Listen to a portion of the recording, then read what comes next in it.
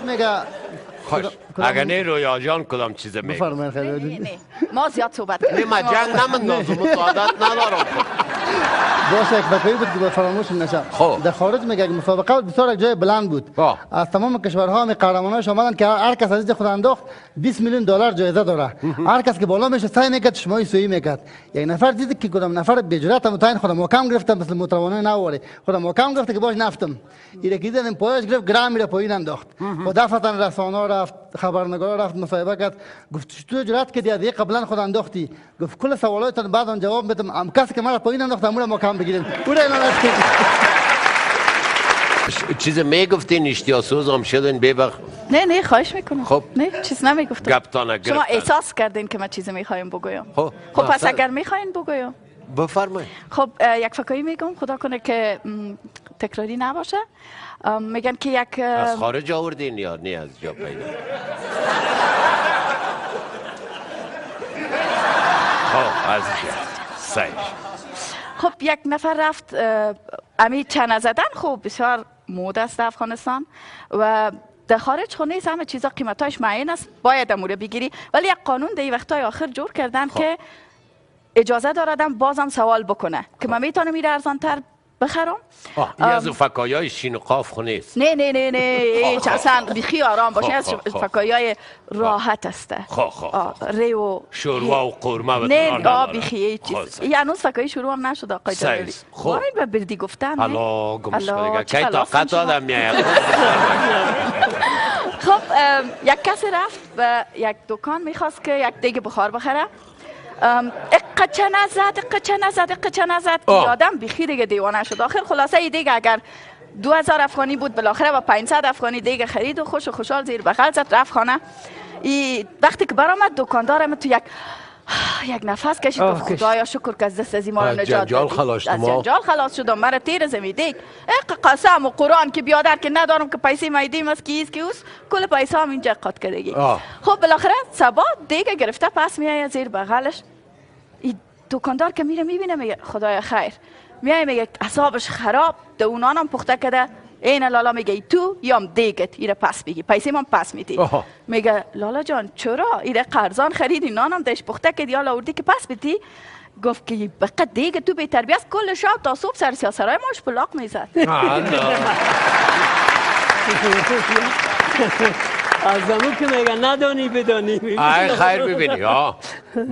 جلالی صاحب میگه یه خانم به شوهر خود گفت که عزیزم چقدر مرا دوست داری گفت از جانم که تو را زیاد دوست دارم گفت اگه من بمرم چی میشی گفت از غم دیوانه میشم گفت دیگه زن خونه میگیری گفت سر دیوانه که اعتبار است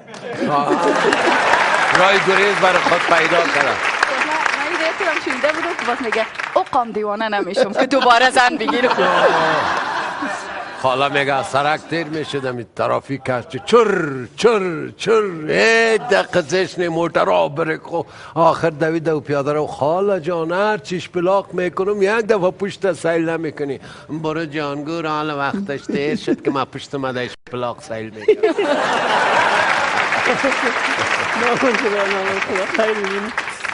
خوش میگه کدام نفر بود من زیاد فکری میگم دیگه یا نگویم خواهش میکنم بفرمایید یک بچه بود هر دقیقه برای مسکال میداد خب بیخی شب و روز بیخی به تکلیف شده بود رفت سیم کارت مایده کرد دیگه سیم کارت خرید برای زنگ زد گفت بار دیگه نرسیم مسکال بده گفت سیم کارت مایده کردیم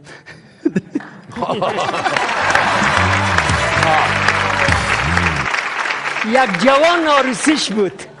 دیگه خواندن است که مادس مالارده دمی اصلا شاه آقا طرف عروس ندیده بود اما تا به خبر برش گرفته بودن بسیاری جایای سرزمین بزرگ ما و شما عادت به این است که بدون مشوره بچه برش خانم میگیرن که البته بعد از این دیگه این کار نکنن این خانم ندیده بود این خانم ندیده بود این خانم موارد دیگه اما تا دور از مردی ما و شما باشه اما تو بدقواره و یک رقم زشت بوده این بچه دیگه دمو هم شب سرش قیامت بوده که دید که والا این عروس ما این رقم است عروسش گفت که ودم حالا تو همه قدر خدا یک رقم گرفتی حالا بگو که من باز شما خیلی یک رقم مردم هستین از کی روی بگیرم از کی روی نگیرم قیدگیر هم هستی؟ شما قیدگیر هم هستین، باز مادرتان بدخوی است، با نگیر است. این بچه گفت اگر از دل ما میکنی تنها از ما روی بگی، دیگه از هیچ کسی ببخشیم که معقم نداشتم که خودم در گفتار خودم خنده کنم. که از وطن آمد در کابل یک 6-7 روز. خالد جان یک ذره پشت سر بیشی شکمت در سویچایی. خالد جان اینا هنوز کولای ما رو باز نکردن، متوجه هستین نه؟ خب منتظری امی بود و من اینجا آمد میمانی ها و یا پس که رفت در وطن در بچه های کاکای خود گفت کرد. مقصد یک فکایی خوب یادم آمده، اگر کولای ما باز بکنین برتان میگم، اگر نکنین نه. خب سعیست اونجا لاف زد که در کابل رفتیم بیادر پلاوا را زدیم و کبابا را زدیم و کلچه را زدیم و پپسیار هم کشیدیم زدیم و دیگه چی میگه قرار بابا والا اگر تست شم کشیدیم. بفرما بریزم در گیلازم. لطف شماست. چی حال دارین شما؟ خوب هستین؟ بخیر هستین؟ والا مسرت میخورم که به ما چرا نمندازید؟ برای جان که بسیار چالاک مندازی، به ما خیر است که ما ری سفید هستیم، تو هم یک وقت ری سفید میشی. سعیست نه پدر جان. جلالی صاحب یک فکایی یادم آمد که باش یادم نره. خوب است. میگه کدام کس بود دم یه هفته یک بار عروسی میکرد، با یک دوستش سوال کرد که چطوری عروسی میکنی؟ گفتم سنی که میخونه که شاه آمد مرا بیخی خراب میکنه، گفتم مخشم میامره.